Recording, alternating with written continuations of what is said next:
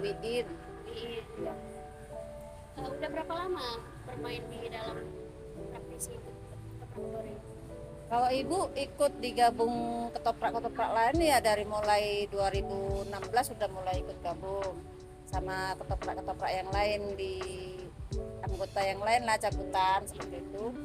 Di tahun 2019 mulai kami buat bapak sendiri karena selalu mengikut dengan orang lain, gimana ya, kayaknya agak nggak enak gitulah. Biasalah kalau kesenian tuh ya kan, Masalah bayar. masalah kawan sama kawan lah ibaratnya, ada yang iri, kenapa kok dia, kenapa bukan aku, begitu. Persaingan di dalam. Persaingan tentang siapa pemainnya selalu seperti itu. Jadi daripada ribet, makanya kami bentuk sendiri. Dan kawan-kawan yang di sini ini bukan yang selalu main kesenian ketoprak dor sih, tapi diusahakan untuk bisa jadi pemain ketoprak dor. Jadi makanya kami ini anggota baru semua. Jadi itu dulu langsung masuk atau ada latihannya dulu? Ada sanggarnya, ada yang ngajarin? Ya latihan dulu sih, karena bapak ini kan tukang musiknya. Nah, kalau bapak yang sebelah ini bendahara dari ketoprak kita yang di sini. Kami latihan 1 minggu 2 kali. Nah, bahkan kami udah sempet ikut festival di SP Taman Budaya. Nah, Medan. di Medan. Kami dapat juara pemirsa penonton favorit. Nah, juara favorit penonton. Memang sih bagi kawan-kawan kesenian yang lain itu tidak seberapa, tapi bagi kami itu sangat membanggakan ya, karena kan kita mau memperjuangkan piala itu nggak sembarangan kan gitu. Usahanya cukup sulit, liku-likunya itu cukup banyak gitu. Kalau di sini Bu, pertunjukan ketoprak dor itu masih sering dilakukan atau misalnya sebulan sekali atau ada rutinnya atau ketika dipanggil aja gitu? Kami melakukannya ini ketika dipanggil aja, karena posisi ibu kan baru melanggar. Kemarin bulan 8 tanggal 8 ibu kecelakaan. Rencana kan bulan 8 tanggal 17 kita mau nampil di mana, di Sempali, di lapangan ataupun di kantor desa itu ya kan, karena kemerdekaan. Tapi karena keadaan ini, jadi kami pending.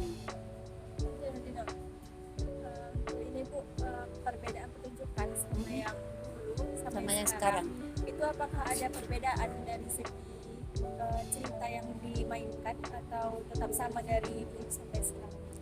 Ada perbedaan dari pemainnya, ceritanya juga. Kalau dari yang dulu kita ngikut orang nggak seenak yang sekarang. Nah, karena kalau mengikut orang kan orang itu yang punya ini harus begini, harus begini, harus begini. Sementara kalau di sini kan kita yang menguasai apa ini tadi, kawan juga enak, enjoy semua ya kan. Jadi lebih nyaman yang sekarang. Kalau contoh perbedaan ceritanya tuh gimana? Apakah dari yang dulu cerita tentang rakyat dan sekarang tentang kerajaan? Kalau masalah kerajaan, setiap ketoprak dor pasti ada kerajaan. Pasti itulah yang utamanya, dari mulai kesenian itu ada Ratu Anom, ada Pandem, ada Jejer. Nah, itu selalu sama. Cuma dalam cerita lakonnya itu pasti berbeda. Kalau yang dari Ibu tahu asal usul ketoprak dor ini? Ini memang ketoprak dor ini memang khusus untuk Sumatera, Medan. Karena kalau di Jawa kan ketoprak itu beda, ketoprak gamelan juga, pakaiannya juga seperti wayang. Kalau kita di sini seperti Melayu. pakaian Melayu, itulah kenapa dinamakan ketoprak dor asli Sumatera Utara. Pakaian Melayu tapi bahasa yang digunakan Jawa gitu. Kadang ada Jawa, kadang kalau kita dari PRSU sana diharuskan bahasa Indonesia karena mereka tidak semua orang Jawa. Alat musik apa yang paling sering dipakai? Alat musiknya piano, gendang, jidor sama kincringan itu. Ada ada yang seperti nasib itu, yang kincring-kincring itu. Kalau kawan-kawan yang lain, kesenian lain, mereka udah punya drum sih, tapi karena mereka kan udah pernah dapat bantuan. Kalau kami kan baru merangkak, belum masih merintis. masih merintis, jadi belum maksimal sempurna lah. Terus lu pas mainkan apa, ditampilkan gitu Mhm. ceritanya, apakah semua cerita itu musiknya satu atau beda-beda? Beda-beda. Setiap kita keluar masuknya itu Pandem Bromo sama Sampak itu beda. Kalau kita keluar masuk itu selalu disampakkan. Sampak tadi ada Sampak Damarulan, ada Sampak Anem, ada Sampak Songo, seperti itu. Apalagi kalau jin yang mau dikeluarkan ataupun lawak yang mau keluar itu beda musiknya. Berarti musiknya itu juga salah satu berfungsinya untuk pergantian pemain. Ya, seperti itulah. Keindahan ketoprak dor ini seperti hati kita. Ibaratnya kalau kesenian angguk kuda kepang kan hanya sekedar joget, mabuk. Kalau kita ini di masa ketoprak dor ini kita lagi sedih sama anak, ada kembang tangisnya untuk kita keluh kesah sambil menangis. Waktu senang-senang, waktu berjumpa ibaratnya kita terbayang-bayang dengan kekasih tadi. Maka ada lagu-lagu mereka yang untuk cemana, untuk joget. Kalau ketoprak dor bilang gandrungan. Seperti itulah untuk lagu gandrungan mereka masing-masing dengan talentanya sendiri-sendiri. Tuh, yang di Medan ini ketopraknya nggak ada lagi pakai gamelan. Kalau dari sini yang pakai gamelan itu mungkin udah punah ya. Tapi kalau di Tembung ya dulu ada, sekarang mungkin udah pada meninggal lah. Karena sekarang daripada kita menghilangkan adat Jawa tadi, jadi lebih baik kita hidupkan kembali untuk kesenian ketoprak Jawa ataupun ketoprak dor. Lagu yang paling sering dimainkan apa? Maksudnya lagu yang untuk Pandem Bromo ataupun lagu yang Dengan itu yang itu kan ada membawakan banyak cerita. Nah, Nah, cerita apa yang saya dibawakan yang paling sering? yang paling sering kami Damar Bulan sama apa mas, pasu apa, dewo gitu apa mas,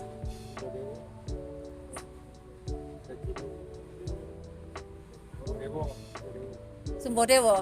Sumbodewo Itu lagunya itu ada pakai lagu Melayu atau lagu Jawa? lagu Jawa, Lagu Jawa. lagu Jawa ketoprak. Itu kan seperti yang kami udah baca Tonton. kan, kami lihat juga kan kalau ketoprak dor ini kan katanya campuran antara budaya Melayu sama budaya Jawa. Ya, Jadi selain dari pakaian sama musik itu dari segi apa lagi percampuran? percampurannya ini tadi karena kita bisa disuruh bahasa Indonesia itulah, sama bentuk pakaian tadi yang dipakai itu.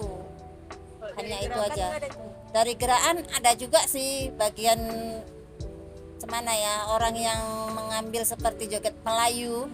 Tapi kalau di tempat kami nggak ada, kami khusus untuk ketoprak dor untuk Jawa. Karena beda, itulah perbedaan ketoprak kami sama ketoprak yang lain. Karena yang lain dia masih ada seperti yang ditengok kemarin kan, ada yang joget seperti Melayu kan. Nah, itu ketoprak gabungan. Nah, kalau di tempat ibu semua pakai apa seperti ini. Gitu. Kalau di sini kalau pernikahan ada nggak Bu yang manggil ketoprak dor sebagai hiburannya? Ada juga sih, ada yang ulang tahun, pernikahan, acara apapun tergantung orang yang mana. Yang manggil lagi. Karena dia kan lebih enak ketoprak dor daripada keyboard. Itu bagi orang-orang yang Ingat mengerti. Tapi kalau yang nggak ngerti mana enak ketoprak, enakan keyboard, seperti itu. Orang-orang yang tahu, yang mengerti aja. Ibu kalau ketoprak dor ini akan seiring berjalannya waktu nanti ke depan atau Ya mudah-mudahan seiring waktu berjalannya ke depan tidak akan pernah punah. Karena kita berharap sih masih ada penerus-penerus ketoprak dor untuk yang lain. Makanya kita ingin berjuang untuk mencari yang muda-muda untuk memperkembangkan kesenian ketoprak dor. kalau dia di grup ketoprak dor Ibu ini ada nggak yang masih muda atau seumuran kami gitu main ada? Ada? Ada. Masih berlanjut ya. Dulu sih banyak sih yang masih muda-muda seperti kalian. Cuma karena ada kesalahpahaman antara pemain dengan yang melatih ini tadi, ngomongnya cukup kasar dengan anak-anak, jadi mereka mundur semua gitu. Jadi ini mulailah bergabung, udah 4 orang lah anak muda-muda yang laki-laki, sebaya-sebaya kalian. Terus tuh kalau misalnya kan kayak ibu bilang tadi ada yang di acara pesta, ada yang tampil di festival sama atau ulang tahun gitu kan. Apakah di pas menampilkan itu ceritanya itu kayak misalnya kalau di festival maksimalnya 3 jam gitu. Kalau misalnya di pernikahan itu dibuat lebih lebih singkat waktunya gimana? Kalau di festival lebih sedikit waktunya, Berarti cuman 40 menit. Nah, kami main di festival cuma 40 menit, tapi kalau untuk di pesta ataupun ulang tahun itu lebih panjang waktunya. Kadang dari mulai jam 9 ataupun setengah 9 sampai malam jam 3, jam 4. Bahkan sekarang karena Covid ini tadi, makanya jam 1, jam 2 udah disuruh berhenti. Itu cerita apa aja Bu Ibu yang Bang? Misalnya kalau pernikahan di khusus kita kok cerita ini atau bebas saja gitu. Tergantung yang manggil kita, dia kepingin kan aku bawa cerita inilah. Karena udah lama nggak dengar cerita ini, tergantung berarti bisa pernikahan. request gitu ya Bu. Ya, Berarti permintaan ya. ya permintaan. Itu Bu apakah kan latihan nih kan Ibu seminggu 2 kali ya? Itu apakah semua cerita dilatih atau pas mau tampil misalnya mau cerita ini itu baru latihan atau sekali latihan itu semua cerita dilatih? Kalau kita untuk latihan, memang untuk sementara ini kita masih latihan tentang Sumbo Sakti Sumbo Dewo tadi ya kan. Tapi nanti kalau udah mulai lihai, dari yang ini udah pasti, dia untuk mengendalikan ketoprak apa aja, dengan lakon apa aja pasti maksimal. Berarti naskahnya bicara udah diingat sendiri.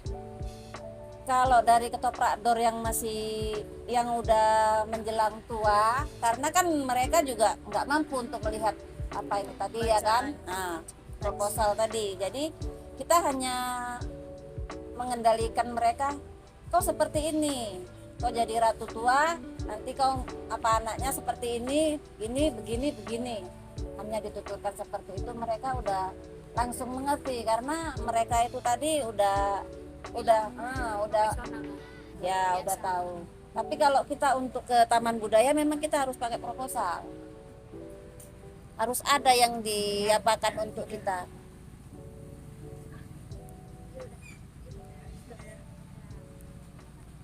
Terus, makasih ya Bu, udah kami wawancarai, udah nanya mengenai